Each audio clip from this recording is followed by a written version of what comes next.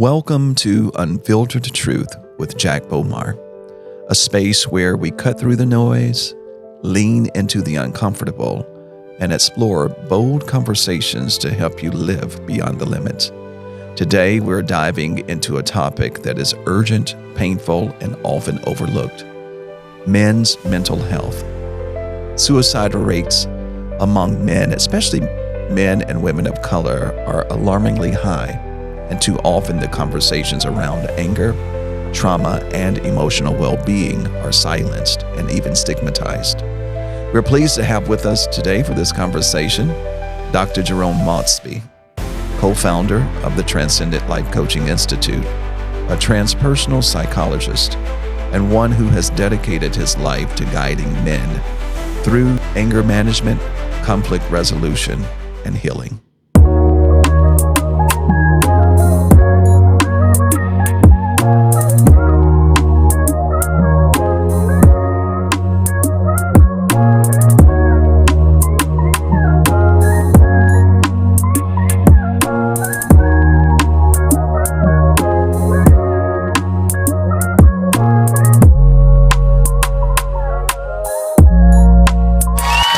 So thank you for what you do, for what you bring, and for what you do here at Hills. I can only imagine how rewarding it is to experience and to witness that and assist people, especially men, and in particular, Black men. And this doesn't take away from any other ethnic group or cultures. However, because we are men of color, Black men in this country, this is a lived experience. So. It's quite extraordinary that you have found this path and provide such services. How did you? What inspired you to focus on men's mental health and well-being? What inspired me, I did my practicum work with the Substance Abuse Treatment Agency, which I'm still involved with today. And when I met those men and I heard the struggles, I saw the pain, I saw the anguish, the anxiety. Not just because of their addictive behavior and substance abuse, but just them as how they see themselves as men. And so my idea came with, like, we didn't need to know who we really are. We've lost the ancestral tie and knowing who we are based on those teachings about where we came from and who we are. And so that was my drive to them. My brothers don't know who they are, right? And so, I know until they have some idea of who they really are, and not the persona that they fall into based on societal norms, based on cultural norms, based on all this misinformation about male identity, right? That, as our brother said, we've been hoodwinked, bamboozled. Hey, so those personas will trick you up and trip you up every time. Yes. So helping men get back to the true person, their personality versus their persona, that you don't have to not be who you are authentically. You don't have to be this chameleon. You have to always fit into an environment and not be your original self in the environment. Now that's huge, especially in this day and time, and when it comes to men, because we have been socialized differently to be detached from your feelings and your emotions, and don't show those feelings and emotions. And so much is happening right now in our nation and our society that, especially with men of color, it can be a very challenging time. And with the suicide rates being as high as they are, it's the effect of the experiences and challenges that we often face and that men face, and how those challenges often affect emotional and their well-being. How do you help men through that? That's a challenge. But what I find is that there's a saying: when the student is ready, the teacher shows up. So I believe that I'm that teacher showing up based on the environment. Certainly, there's captured audiences and there's other referred audiences, right? As well as with audiences in my own practice. And so I find that in this age that we're in, with this spiritual age that we're in of gaining inner understanding, is why it's so prevalent. I believe that history repeats itself. Again, we're in that cycle of the conscious of awareness, wanting to know. So, in terms of teachings, the whole emotional push, the whole thing of guilt and shame, folks want to hear something different. about what's positive about my experience. What can I tell me about me that's positive versus being in fear or Hmm. being judged, all those areas. So I find that when you have a different approach to men that's different, Hmm. yet still has a spiritual base, there's an innate knowing we all have. Hmm. And be able to tap into that knowing, to that Yeah. nature, the trueness of who we are, is always available. But it takes the right person, the right language, the sincerity, because I tell you, that population of men, whether it be addictive behavior or just men in general, they can call out someone who's not genuine. No Yeah. matter what, I spoke to men who are fresh out of addiction, but they're looking at you and they say, well, are you for real? Wow. Am I just a number? Or are you sincere that you Hmm. care about me? Yeah. So I find that me being showing that care and that concern and the love of our maleness and recognizing from my own journey Hmm. of ebbing and flowing and having experiences, I'm not just talking about what I read or my educational background. I'm talking Yeah. about human experience Yeah. as a man in this culture. So by being authentic in that way myself, they receive my authenticity. I was, the statement comes to mind: you can't teach what you don't know, Ashe, and you can't lead where you won't go. ashe. So, from your lived experience, and I was just going to ask you, what are the lived experiences that prepared you for the work that you're doing now, that you can be this vessel and channel for so many other men in Yes. helping them to get through and move through that low space, that dark space in their lives? Yeah, great question. I'm glad you asked that. So for me, I've been very blessed and fortunate where one of the gifts from God for me is being an athlete.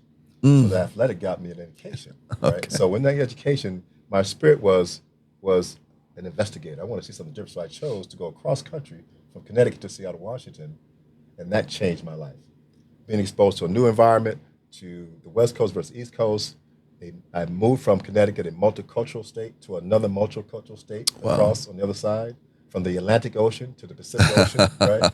And that journey not only gave me an opportunity to travel, Mm, to be to California, to be in Utah, to be in Montana, to be in other places, to have another human experience about other human beings yeah. in other areas, Asian, Hawaiian, African, Filipino.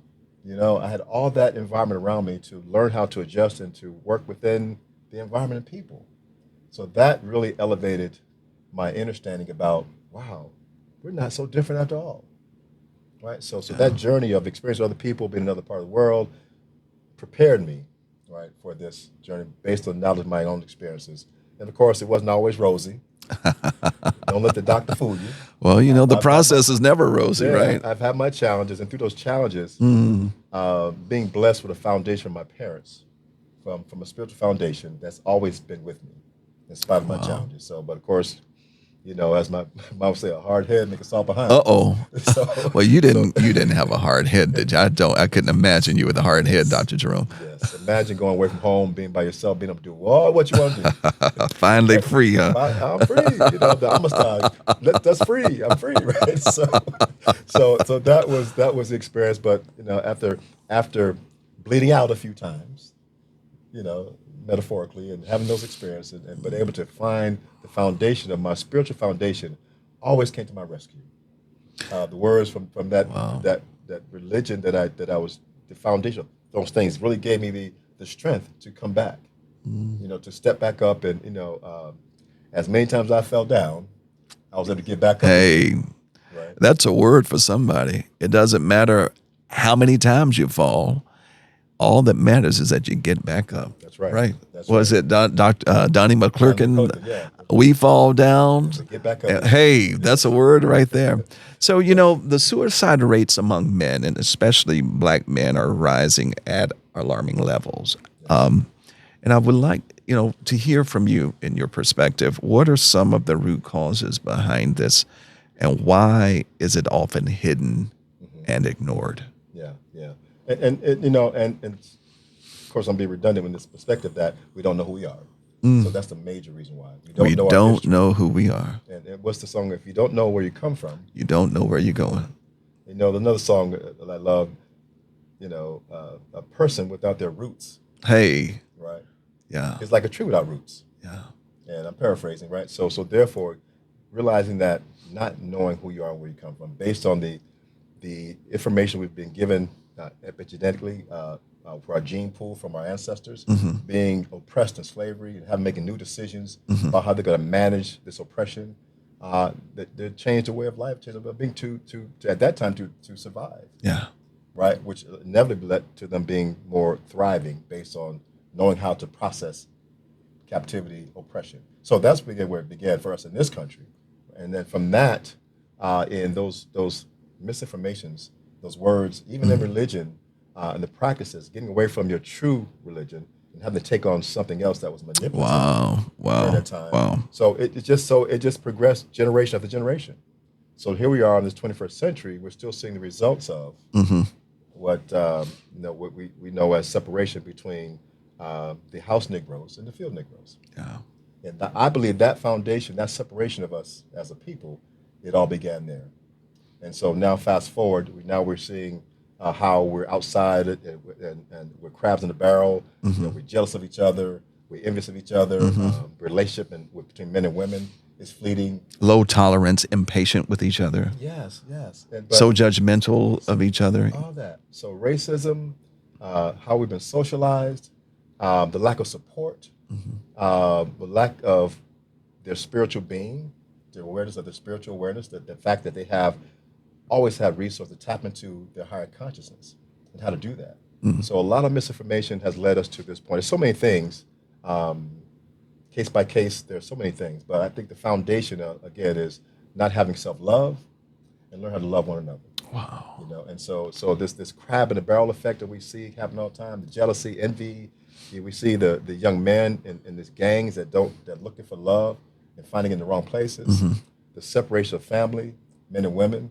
You have so many single moms Mm-hmm. seeking to raise young men, right? And they do, I give credit, they do a yeoman's job, but there's something about that's missing when a man's not in that young Absolutely. man's life, Yeah. right? There's no not to say anything against the women, but it's just a certain part. The same thing with a young lady. Absolutely. Certain things that a man does not know to give by their own personal experience, by being that themselves, to deliver that to that young person. So there's so many dynamics in the family unit. And I believe that the family unit is where the disparity lies.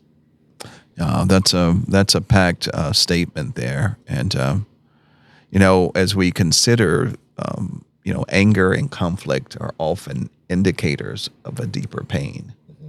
And you look at all that's happening, the different images of, especially black men of color being incarcerated and detained and beaten and even killed. Is what impact do all of these images have, and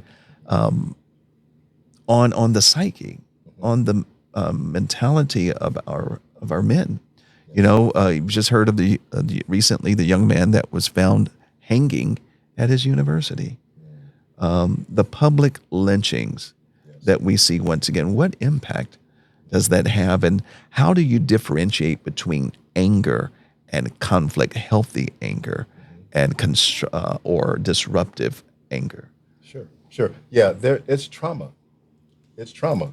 It's the idea about how we've dealt with trauma from our ancestors to date. It's still trauma. Again, from racism, from dissociation, from unhealthy relationships, from economic challenges, not be able to get jobs and those type of things.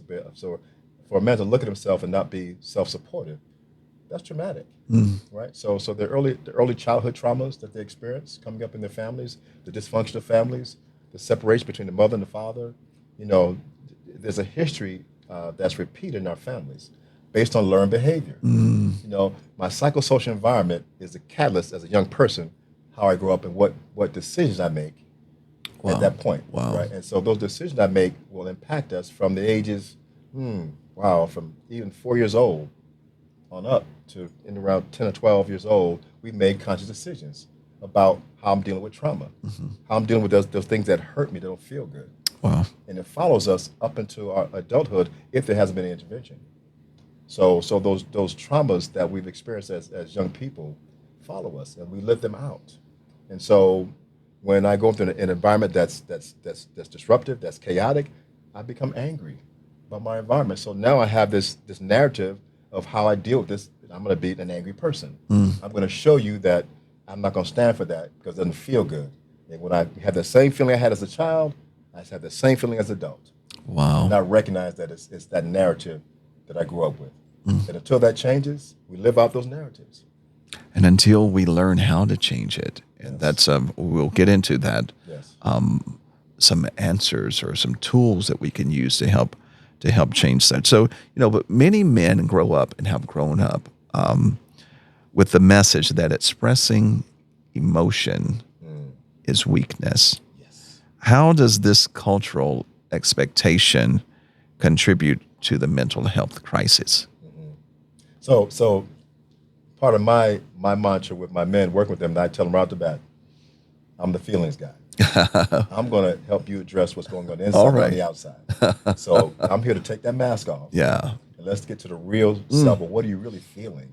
And that's not a part of our conversation as men. We don't have it in the barbershop. Yeah. Where do we have it? And so my responsibility is to have that conversation about how do you feel?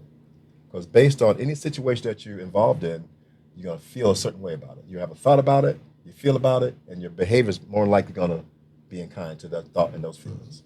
So how are you really feeling? Or how are you really feeling about these angst, these anxieties, these stresses that you're experiencing as a man? Let's talk about them, because if you don't, they're suppressed. And the more you're suppressed, the more you're involved in that feeling. Absolutely. It's going to come up. And sometimes it takes one situation. You think it's the situation. And then there's explosion. Everything comes up like a volcano. Wow. And so I start that way about talking about that. I talk about loving yourself. I talk What about does that look like? What does that look like? Because that, a lot of people are not there to love oneself, loving yourself. What does that look like for you? Well, for me, that's getting to know the creator inside. Okay. And for me, I don't focus on religion. I focus on spirituality. All right. So it doesn't matter what you call it, Buddha, Allah, Krishna, whatever you call it, Jesus Christ, whatever you call it. One of my professors told me, my buddy. Right? As long as you know what you're talking about, that's what matters. So having that sense of knowing who you are from a deeper level, at the soul level, is required. Because as long as you stay at the surface, you're going to be reacting from a consciousness of a surface consciousness, right? From your prefrontal lobe. You're going to always about the conscious experience and not having a belief system to support. No matter what you experience consciously, you have a support system in your beliefs of your higher power, who you are, and your access to that to grow and to conform and to resolve conflict, starting the conflict in your head. Wow. There's a saying about, my brothers who I deal with who have been incarcerated. We tell them, well, before the bars showed up, you were incarcerated in your mind. You were a prisoner of your own your own thoughts. And so inevitably, that's going to show up. Oh, wait a minute. Before the bar showed up, you were already incarcerated in your mind. Yes. You had already shut the door. You already shut the door. Well, you already shut the door. In the slammer of your mind. Jesus. We call that the bathroom. You about to make me shout. That's preaching material right there. Yes. So if you're going to shut the door in your mind before you get there, in order to get out, you got to open the door of your mind before you can get out of there. Absolutely. And so while you see experiences, some brothers come out of incarceration and sisters come out of incarceration, a change, new, for a new experience. Some not, and so they recidivize because they're more comfortable in that state of consciousness than being able to challenge in the world that's in front of them, waiting for them to come back out. Wow. Find freedom and resource. So the idea, everyone's not ready, Bishop, unfortunately. They've been so impacted with trauma and disinformation and fear, right? Because they don't have a spiritual awareness. And I believe that is a precursor for change and shift and transformation. To tap into that idea from the soul level and not the surface level. And so that's what I do. And I tell you, when you do that the right way, men respond.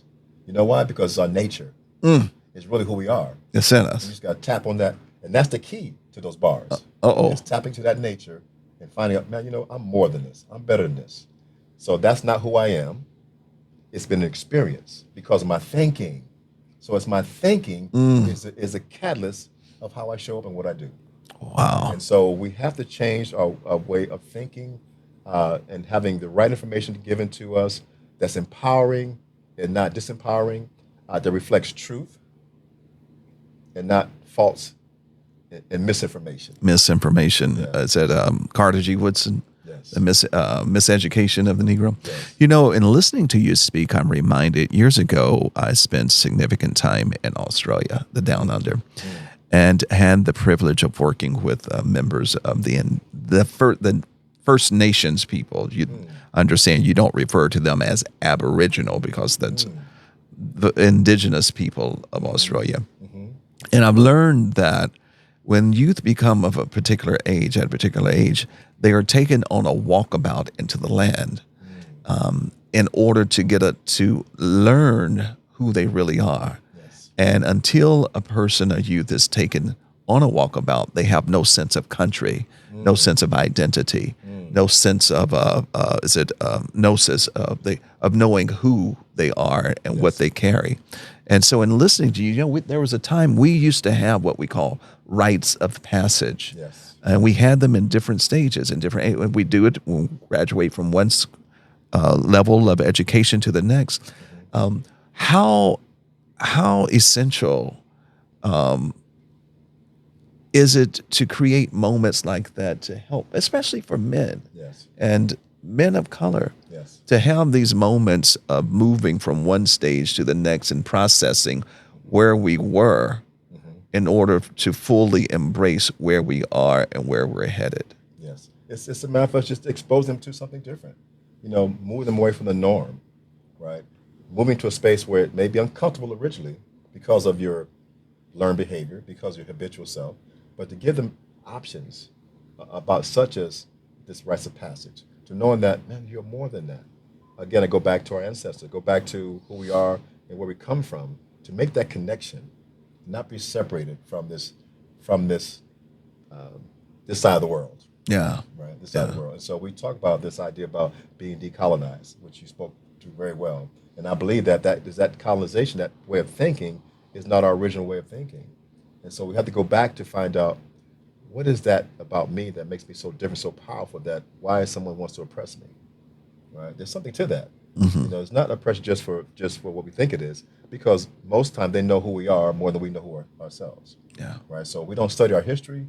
We don't be informed, even in the families, looking at the dynamics of our families, of generational behavior, about the sacrifice that our ancestors in this country made so that you and I can have a better life. To know these things and respect these things and honor these things. So I believe that, and the word I use versus respect mostly is honor, To honor. because that word has connotations behind it. It does. It has negative connotations behind it. So as a man, that's a big word for us. If you don't respect me, if I don't have the respect, then I got a problem, or there's a problem. We're really saying you're not honoring the man that I am, the woman that you are. And so I believe in words have power. And so we have to start using more positive words that are uplifting, Yeah. that are revealing about this inner man. So it's just giving our men opportunity to realize the conflict that you're going through is actually an opportunity for you to grow. So I tell my men, stop going through stuff And grow through. and grow Hey, through it. And grow through it. that's a word for somebody. Yeah. Stop just going through it, but grow through whatever you're going through. So, and when we grow through it, we grow out of it. Grow out of it. And we don't have to repeat it. Exactly. There are some things I just don't want to repeat, Dr. Jerome. Yes. And there's some things we ought not to repeat anymore. Absolutely. And that's one of the gifts of maturing. And the longer we're in these bodies, we're supposed to learn some stuff, aren't we? Yes. And this body. You ever seen any old fools though? Just refuse to get the lesson. Refuse. Yeah, refuse. I believe sometimes that's where we are as a nation, as a people. We just foolish. Yeah, and I believe those trials and tribulations, those are opportunities. Yeah. For the growth, For the growth. for the understanding, to seek out knowledge, not be subject to the situation, be stuck in it. That's where transpersonal psychology comes in again. Is to transform. Is to get unstuck. Yeah. So if you're not working on the solution, then you're the victim. It's the victimization of our lives that we attract more victimization. But I believe God says yes. I give you free will and choice, and whatever you decide, you're gonna have more of that. And if you want to be victim, you're going to get more reasons, more victimized experiences. They show up every time. Here's another person going to help me be a victim. Here comes another person. I can't believe they did that to me. I can't believe that happened to me. I can't believe that. One of the things we teach in our life coaching is we prepare life coaches to work on themselves first. Yeah. There's a dynamic that's required we believe that it was required for you to work on yourself before you step to someone in terms of serving someone who's already in trauma themselves. You must heal your shadow. If not, you're the wounded. You're the Yes. wounded Yes. wounding the Yes. wounded. Yes. So the narrative that we give that's so powerful, Bishop, is that everything is happening for you, not to you. That's a powerful. And That's a powerful shift yes. in thought. Yes. It's not happening to you. It's happening for you. That shifts from being from a consciousness of victimization Absolutely. to being empowered, a victor. Yes. That this is a tool that I can use. This is for my greater good. Absolutely. And then our reality is the oppressive nature of those who oppress is still prevalent. And so if you fall into that victimization of being oppressed and living out that oppression, you will continue to be oppressed. And you will have these circumstances in your life that give you opportunity, whether it be incarceration, loss of job, loss of Yeah. relationship, there's still opportunity for you to look at yourself. And until we as men start looking at ourselves at the truth of our experience, let that be the teacher of that, based on the choices you make and the way you're thinking, it shows up in your experience. And until you make a new decision, have a new way of thinking, and ready to evolve, to be ready for it. Matter of fact, I teach, you know when you're evolved? When you appreciate the conflict. Hey, Thank you. I needed that. hey. And so now I have an opportunity to correct that. Wow. To And that's correct that. huge. Yeah. And so it's all about how you see the world, your perspectives is how you're going to perceive the world. Your core beliefs is how you're going to see the world. We operate on our belief system. In our subconscious mind, what we store, what we accepted, we operate out of that. So any experience we have, based on what I believe, I'm going to respond to in that way. And so the lesson is when you see that your belief system is no longer serving you, it's an opportunity to change. And that's a lesson, right? If you don't get the lesson, you're bound to repeat it, and it may get worse. And so the idea to give that information to individuals who are struggling, to be accountable and responsible for your thinking, your thoughts, and your behavior is ultimately the cause to having a different effect. Wow. So until you take responsibility as a man, is what I teach, you're going to be fooling yourself, lying to yourself, blaming everything outside of yourself, And not taking everybody time to- else. yes, everybody else. I hear that so often, and I do 3 classes on domestic violence from male perpetrators. Okay. And Bishop, I've heard it all. I'm sure I've you heard it all. have. I'm And sure so, you've but what heard. happens when I give the counter perspective of that, it shifts it. Wait a minute. Yes, I did that. Wait a minute. I thought that. And so the mind can manipulate you and say, yeah, you know what? Blame it on somebody else. Blame it on someone else. Because if they knew that you're that way, they shouldn't do that. Versus it's because the way I am that this happens. Wow. And so giving the opportunity to shift the thinking, taking responsibility, accountability between my thoughts, my thinking, and my emotions. And the intersection between my thoughts and my emotions to find balance. So when I'm too hyped and emotional, wait a minute, let me think about last time I was there, what happened? That gives me pause to say, wait a minute, I'm not going to do that again if you allow it. And so between my heart and my head is the balancing act. Wow. And for most men, we're not taught that. We're taught to, you better not cry. Better not. You're going to be soft. Man, come on, man. Be labeled. Suck it up. Man it up. Man up. Man Yeah, up. versus, man, I hurt. And let me express And to be able to say emotionally that. I actually hurt. And be able to, in a relationship, be able to say that to your partner. Yeah. Be able to say that whoever that is. To be able to have the conversation where it's not aggressive, but it's assertive. Meaning that both options are the same. When I'm aggressive, I'm telling how I feel. The anger's coming out and all those things, except I'm saying it to where I'm getting at you. I'm in pain, so guess what? I'm going to give the pain back to you. Wow. Versus being assertive, I'm all of that, except I'm respecting myself, I'm honoring myself, I'm going to honor you, although I'm going to tell you how I really feel. And that point is an opportunity for us to have a healthy conversation and get to know one another, because in most cases in relationships, we don't know each other as well as we think we know. Yeah. So it's We don't know conversation. ourselves, and no, we don't know ourselves. other. Yeah, so how you going to know somebody else? So, community support and mentorship play a huge role in mental health. How can families, friends, and faith communities better support our men? Yes, and I'm glad you brought that up. Our faith community has a huge responsibility, because as a people, that's been our solace, is our practices, religion, our faith based. That's been our solace. So more involvement with the religious community, with the spiritual community, and also our families, the healing within the family. It's so many conflicting things going on within the family who spend the most of the time together. Those are our families, and our family unit. So resolving those conflicts with the family, feeling support, that you're supported, knowing that you have somewhere to go to in all other areas when nobody else will understand you or feel or care about you, it's the family unit. The family It unit. starts at home. Yeah. So I'm honored to be a part of University for Parents that Susan Taylor put together because of the work that they do for national cares for children. But the idea is, well, what about the parents? What about the We do all the parents? work for the children. They go home to chaos, did all that other stuff. So what good is it doing? So we have to deal with the whole family. So our spiritual community, the whole family. Our communities at large, the whole family. The neighborhoods. As a kid growing up, when I walked down the street, everybody knew me. And if I did something, they had a right to say something to me. Yeah. Or if not, they would call my parents. So we lost that unity of community. And I believe that it's got to start at home. Yeah. We have enough trials as African American people when we walk out the house Mm. in the world we live in. So we can't find solace and feel safe and comfort at home. It stays chaotic. And so there are so many different areas, but I believe that we're doing better. I'm privileged in my practice to see people from all walks of life getting it, to know that, if I could do it myself, it would have been done. Yeah. So, a final question for our listeners who want to be proactive and proactive about their own well-being and to help the men in their lives. What one message would you offer them today as a takeaway? Yeah, the takeaway in terms of relationship for the men and women that are attempting to have a relationship and have a life, have a family, to make sure that how we speak to each other, where there's not that combativeness that we can't agree that we disagree and still be okay. I find that when you can agree to disagree and still be okay, there's the love, there's the understanding. So from the family unit, it's to learn how to communicate better, to learn how to trust one another, to be faithful in that area, to be honor and respect one another. And then guess who's watching? The children. So what do they learn?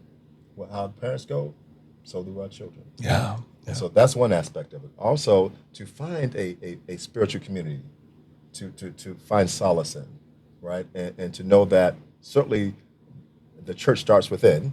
Absolutely. But however, we want to find a common bond for those who think alike, and what's the word that's been given to me, I can connect to that. Yes. And find that. It's so important because the imbalance of not being in that kind of community, you're off the mark. Because we're the original beings of spirituality. Yeah. Wow. We're the essence of that. So the family unit, finding a church home, or whatever that is for you, finding time to spend quality time with yourself, to have time to reflect on my life and how it's showing up, to find ways to find a new narrative when the words that you're saying to yourself are no longer serving you, to get the help, to get the resources. There are resources out here. When you find a good church community, there's so many resources within that building, right, to tap into that. So know that we're not alone and that there are resources out here for us as an individual, as a community, and as a family. Taking advantage of those. Ashe. Dr. Jerome, Yes. thank you for joining us today, for sharing your wisdom and your insight. For our listeners, may you take this message to heart and recognize the importance of mental well-being, especially among men and the critical need for support and understanding. Remember, it's okay to seek and to get help, to speak out and to break the silence. This is Unfiltered Truth with Jack Bomar.